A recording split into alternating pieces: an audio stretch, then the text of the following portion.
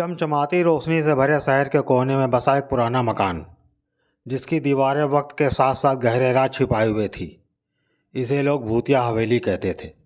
सालों से वीरान पड़ी उस हवेली में अब कोई नहीं आता जाता था, लेकिन एक दिन जुड़े रहिए, क्योंकि जारी है सुनो कहानी, समझो जिंदगी। मंजरी एक 22 साल की लड़की, जो हाल ही में अपने माता पिता को एक सड़क हादसे में खो चुकी थी, अब इस दुनिया में अकेली रह गई थी। उसे अपने चाचा के घर जाना पड़ा, जो उसी शहर के कोने में रहते थे। चाचा चाची ने मंजरी को अपने घर में पनाह तो दी, लेकिन उनका रवैया हर वक्त ठंडा और बेरुखी भरा रहता था। एक रात मंजरी को उसकी चाची ने उस हवेली में कुछ पुराने कागजात लाने के लिए भेजा। हवेली के बारे में सुनी कहानियाँ मंजरी के दिल में डर पैदा कर रही थीं, लेकिन मजबूरी में वह वहाँ गई।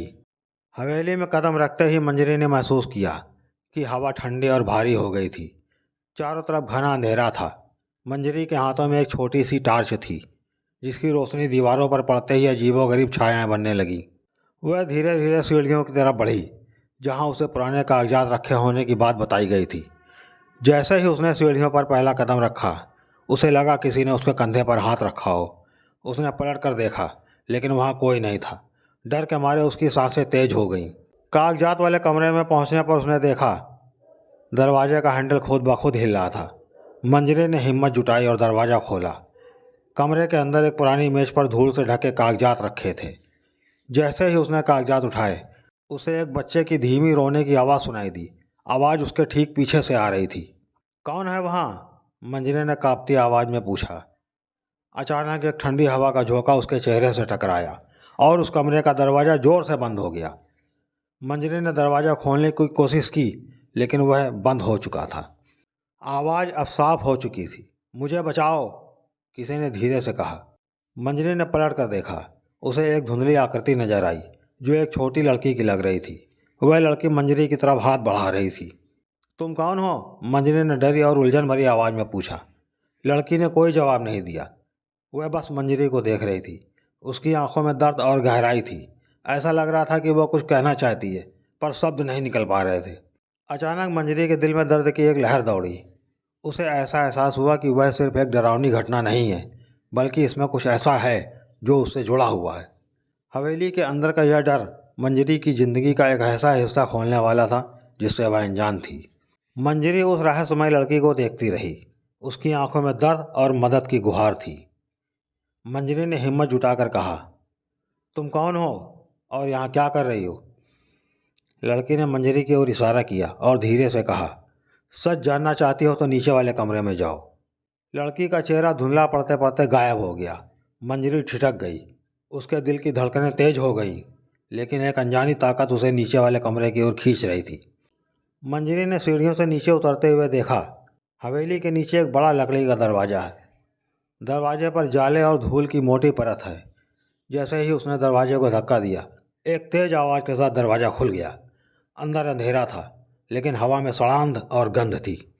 कमरे के अंदर एक पुराना झूला रखा था, जो धीरे धीरे अपने आप हिल रहा था। मंजरी के पैर जम गए, पर उसकी आंखें झूले पर रखे एक छोटे से खिलौने पर टिक गई। वह एक टूटी हुई गुड़िया थी, जिसके चेहरे पर खून के धब्बे जैसे निशान थे। जैसे ही मंजरी ने उस गुड़िया को उठाया, अचानक हवेली के अंदर गूंजने वाली एक भयानक चीख ने उसे जगाड़ लिया। मंजरी ने घबराकर गुड़िया को दूर फेंक दिया। चीख धीरे धीरे एक आवाज़ में बदल गई, मेरा बदला कौन लेगा? मंजरी को लगने लगा कि वह लड़की, चीख और हवेली किसी अनहोनी घटना का परिणाम है। उसने खुद को संभाला और सोचा, मुझे यहाँ रहकर सब कुछ पता करना होगा। कमरे के कोने में उसे एक पुरानी धूल से भरी हुई डायरी मिली। डायरी के पहले पन्ने पर लिखा था, यह मेरी कहानी है, अगर तुम इसे पढ़ रहे हो तो मेरी मदद करो। डायरी के हर पन्ने पर किसी का दर्द झलक रहा था। लिखा था, मेरा नाम सुहाना है, मैं इस हवेली में रहने वाले ठाकुर साहब की बेटी थी। मेरे साथ यहाँ एक ऐसा गुनाह हुआ जिसने मेरी आत्मा को इस हवेली में कैद कर दिया। डायरी के आखिरी पन्ने पर मंजरी ने देखा, लिखा था, जो भी इस गुड़िया को छुएगा वह मेरे दर्द का हिस्सा बन जाएगा, उसे मेरा बदला लेना होगा। मंजरी को लगा जैसे वह हवेली की हवा में घुलती जा रही है। हर कोने में अजीब आवाज़ें आ रही थीं। वह कमरे से भागने लगी, लेकिन तभी दरवाज़ा अपने आप बंद हो गया। दीवारों पर खून से लिखे शब्द उभरने लगे, मंजरी, अब तुम मेरी कहानी का हिस्सा हो। हवेली की दीवारों में गूंजने वाली चीखें और मंजरी की बढ़ती धड़कनें यह संकेत दे रही थी कि यह कहानी अब सिर्फ मंजरी की नहीं है। हवेली के डरावने राज से जुड़े हर धागे को सुलझाना अब उसकी जिम्मेदारी थी। मंजरी के दिलो दिमाग में उस डायरी की बातें गूंज रही थी। हवेली में छुपा रहस्य अब उसे और अपनी ओर खींच रहा था। मंजरी ने महसूस किया कि इस जगह पर सिर्फ डर ही नहीं बल्कि किसी की पीड़ा और नाइंसाफ़ी की गूंज भी थी। डायरी के पन्नों पर दर्ज सुहाना की कहानी उसके अंदर कई सवाल जगा चुकी थी। वह सोचने लगी, यह सब मेरे साथ क्यों हो रहा है और इस हवेली से मेरा क्या नाता है। उस रात मंजरी अपने चाचा के घर लौट आई, लेकिन नींद में भी वह हवेली की छवि और सुहाना की आवाज़ से परेशान थी। अचानक उसने एक अजीब सपना देखा। सपने में वह खुद को उसी हवेली के आंगन में खड़ी हुई देख रही थी। वहाँ एक छोटी बच्ची झूला झूल रही थी। झूले पर बैठी बच्ची ने मुड़कर मंजरी की ओर देखा। उसकी आंखों में आंसू बह रहे थे। उसने मंजरी से कहा, मुझे मत छोड़ो मंजरी दीदी। सपना खत्म होते ही मंजरी चीखते हुए उठ बैठी। उसकी आंखों में आंसू थे और दिल तेजी से धड़क रहा था। उसे यकीन हो गया था यह सिर्फ एक हादसा नहीं बल्कि सुहाना उससे मदद मांग रही है। अगले दिन मंजरी फिर से हवेली की ओर चली गई। उसके मन में डर और हिम्मत का अजीब मेल था। इस बार उसे लगा जैसे हवेली उसे अपनी तरफ बुला रही हो। वह हवेली के अंदर पहुंची और डायरी के आखिरी पन्ने को ध्यान से पढ़ा। उसमें लिखा था, रघुनाथ। मंजरी को याद आया कि चाचा अक्सर रघुनाथ का नाम लिया करते थे। रघुनाथ इस हवेली का पुराना नौकर था जो अब इस शहर से गायब हो चुका था। डायरी पढ़ते पढ़ते मंजरी की नज़र एक पुराने कालीन पर पड़ी। उसने कालीन हटाया तो नीचे एक लकड़ी का दरवाज़ा नजर आया। दरवाजे को खोलते ही वह एक तहखाने में पहुंच गई। तहखाने में रखी चीज़ें सुहाना की कहानी को और गहराई से बयां कर रही थीं। वहाँ टूटे खिलौने, एक पुराना लहंगा और खून से सना हुआ दुपट्टा रखा था। मंजरी को लगा जैसे वह किसी भयानक साजिश के निशान देख रही हो। तभी तहखाने में एक परछाई उभरी। वह परछाई मंजरी की ओर बढ़ने लगी। मंजरी कांपते हुए बोली, कौन हो तुम और मुझसे क्या चाहती हो?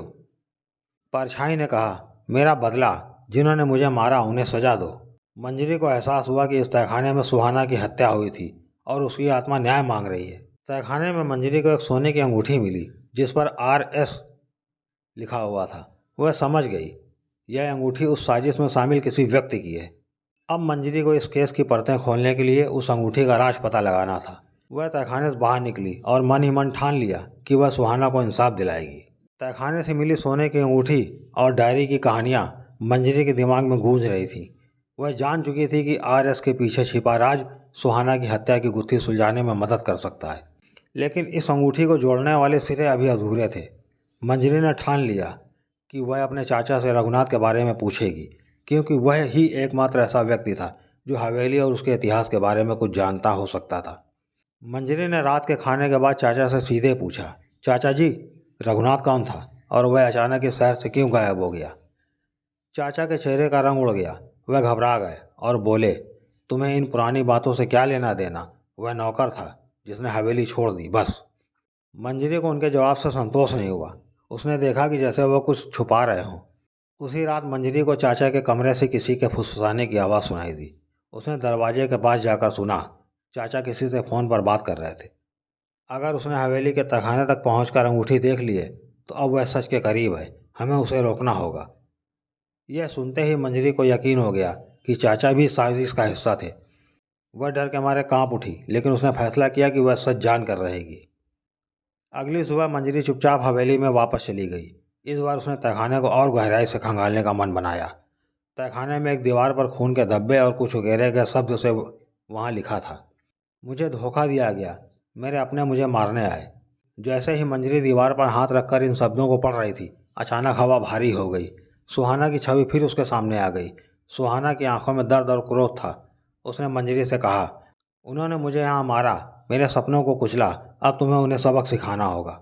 मंजरी ने कांपते हुए कहा, लेकिन मैं यह कैसे करूँ? कौन थे ये लोग? सुहाना ने कहा, अंगूठी का राज उन्हीं तक ले जाएगा, पर जल्दी करो, तुम्हारे पास समय कम है। तभी मंजरी को तहखाने के कोने में एक पुराना लोहे का संदूक दिखा। उसने संदूक खोला तो उसमें सुहाना के कुछ कागजात और तस्वीरें थीं। उनमें से एक तस्वीर में उसके चाचा और एक आदमी नजर आ रहे थे। उस आदमी ने वही अंगूठी पहनी हुई थी। मंजरी के होश उड़ गए। वह समझ गई, RS का मतलब रवि सिंह, जो चाचा का पुराना साझेदार था। यह साझेदारी शायद हवेली और संपत्ति के लालच से जुड़ी थी। हवेली से बाहर निकलते हुए मंजरी को लगा कि कोई उसे देख रहा है। उसने मुड़कर देखा लेकिन वहाँ कोई नहीं था। लेकिन मंजरी जान गई थी कि अब वह सच के करीब है और यही बात उसे खतरे में डाल सकती है। मंजरी अब पूरी तरह से जान चुकी थी कि उसके चाचा और रवि सिंह सुहाना की हत्या के पीछे थे। हवेली, जिसकी दीवारें साजिश और दर्द का गवाह थी, उसे अब न्याय की पुकार कर रही थी। लेकिन मंजरी को यह एहसास हो गया था कि इस सच्चाई को उजागर करना आसान नहीं होगा। उसने तहखाने से मिले सबूत जैसे खून के धब्बे, अंगूठी और तस्वीरें एक बैग में रख ली। मंजरी ने तय किया कि वह सीधे पुलिस के पास जाएगी। लेकिन क्या यह इतना आसान था? जब मंजरी घर पहुंची तो चाचा ने उसे दरवाजे पर रोक लिया। उनके चेहरे पर गुस्से और डर का मिश्रण था। तुम हवेली में क्या करने गई थी? चाचा ने कड़क आवाज में पूछा। मंजरी ने बिना डरे जवाब दिया, जो सच तुम इतने सालों से छुपा रहे हो उसे उजागर करने गई थी। मुझे सब पता चल गया है। चाचा ने घबराहट में मंजरी को कमरे में खींच लिया। वहाँ रवि सिंह भी पहले से मौजूद था। उनकी आंखों में खौफ साफ नजर आ रहा था। रवि सिंह बोला, तुम्हें जो भी पता है वह यहीं ख़त्म हो जाएगा। हमें हवेली और संपत्ति चाहिए थी। सुहाना को रास्ते से हटाना मजबूरी थी। मंजरी ने चिल्लाते हुए कहा, तुमने एक मासूम बच्ची को मार डाला। उसकी आत्मा अब भी उस हवेली में भटक रही है। वह तुम्हें कभी माफ़ नहीं करेगी। यह सुनते ही रवि सिंह और चाचा ठिठक गए। उनके चेहरों पर डर साफ नजर आने लगा। तभी हवेली से उठने वाली तेज हवाएं उनके घर तक पहुंच गईं। खिड़कियां और दरवाजे जोर से बजने लगे। मंजरी ने देखा एक परछाई धीरे धीरे कमरे में प्रवेश कर रही है। यह सुहाना की आत्मा थी। सुहाना की आत्मा ने चीखते हुए कहा, तुमने मुझे मारा लेकिन मैं तुम्हें नहीं छोड़ूंगी। कमरे की हर चीज़ इधर से उधर बिखरने लगी। रवि सिंह और चाचा डर के मारे चिल्लाने लगे। उन्होंने मंजरी से माफ़ी मांगनी शुरू कर दी।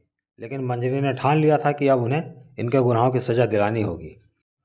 मंजरी ने पुलिस को सबूत सौंप दिए। हवेली में मिले खून के निशान, डायरी और चाचा और रवि की बातचीत की रिकॉर्डिंग। उनके अपराध को साबित कर दिया गया और उन्हें गिरफ्तार कर लिया गया। जैसे ही उन्हें सजा हुई, हवेली के अंदर से गूंजती चीखें शांत हो गईं।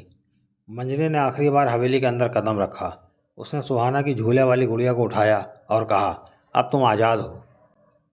हवेली अब शांत हो चुकी थी। मंजरी ने महसूस किया कि सुहाना की आत्मा को अब न्याय मिल चुका है। उसने गुड़िया को एक मंदिर में रख दिया जहाँ वह हमेशा सुरक्षित रहे। इस सफ़र ने मंजरी को सिखाया कि डर और दर्द से लड़ने के लिए सच्चाई और हिम्मत सबसे बड़ी ताकत होती है। हवेली, जो कभी डर का प्रतीक थी, अब एक नई शुरुआत का गवाह बन चुकी थी। दोस्तों, कहानी आपको कैसी लगी कमेंट कीजिएगा। अच्छी लगी हो तो लाइक कीजिएगा और हमारे चैनल को सब्सक्राइब करना ना भूलिएगा। हमारे चैनल में बहुत सी अच्छी अच्छी कहानियाँ पड़ी हुई हैं, उन्हें भी आप देखिए। धन्यवाद।